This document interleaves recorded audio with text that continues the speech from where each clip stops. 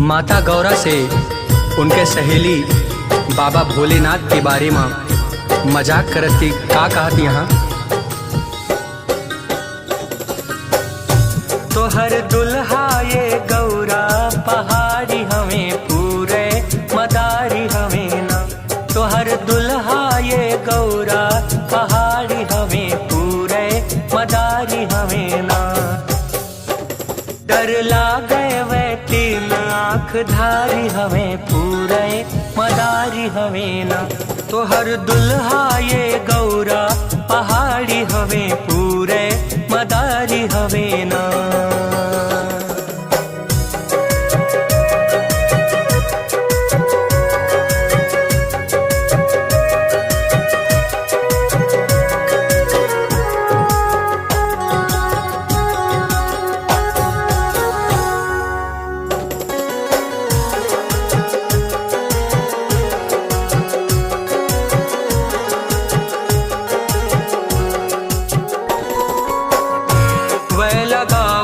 भभूत उनके साथ चार भूत।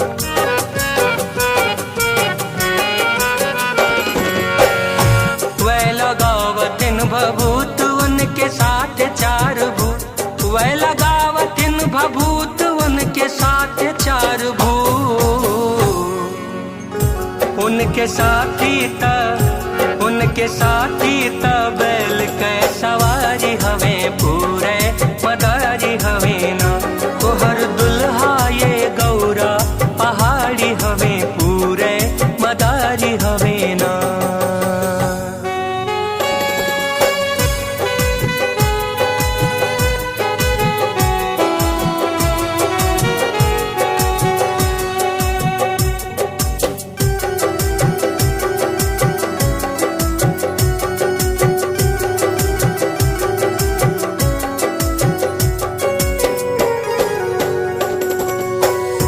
पहिने कनवा माँ बीछी सांप गटई माँ चीखी।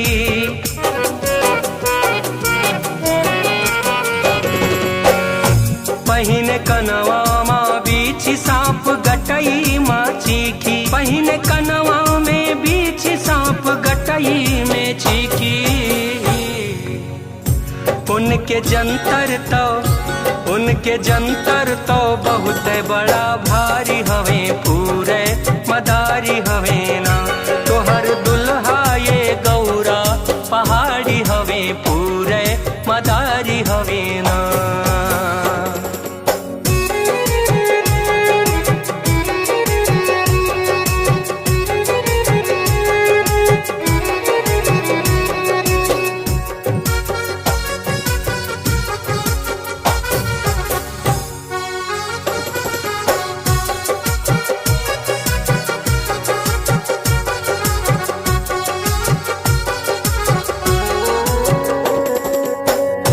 बाटे कैसन तरंग उनके बोला कवन रंग।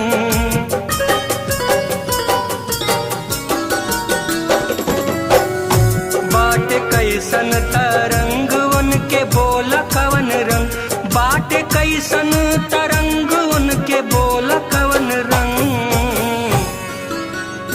वे तो आधा पुरुष आधा नारी हमें पूरे मदारी हमें ना। तोहर दुल्हा ये गौरा पहाड़ी हमें पूरे मदारी हमें ना।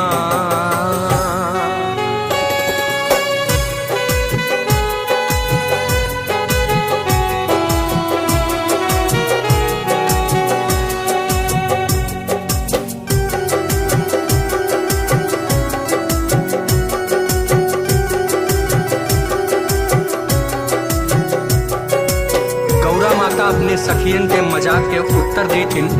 सुने काव कहत यहाँ माता जी, जे भी हो थे अनाथ के साथ भोलेनाथ।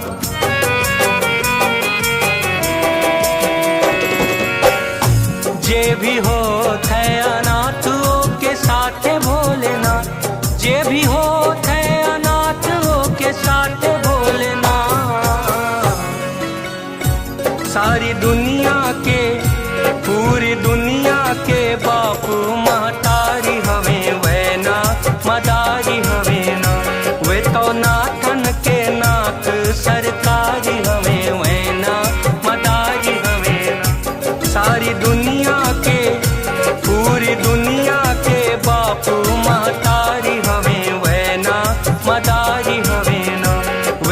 नाथन के नाथ सरकारी हवे वैना मदारी हवे ना।